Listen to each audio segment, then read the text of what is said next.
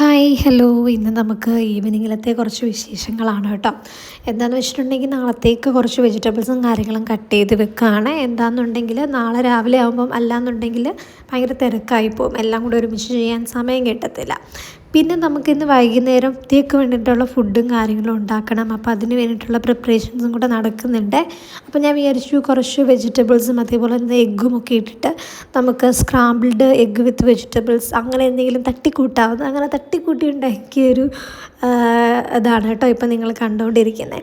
പിന്നെ നമുക്ക് ചപ്പാത്തിയും കൂടി ഉണ്ടാക്കിയിട്ടുണ്ടായിരുന്നു. എന്താണെന്ന് എനിക്കറിയില്ല, ഞാൻ എന്ന് ചപ്പാത്തി ഉണ്ടാക്കിയെന്ന് പറഞ്ഞാലും എനിക്ക് ഇതുവരെ റൗണ്ട് ഷേപ്പിൽ കിട്ടിയിട്ടില്ല.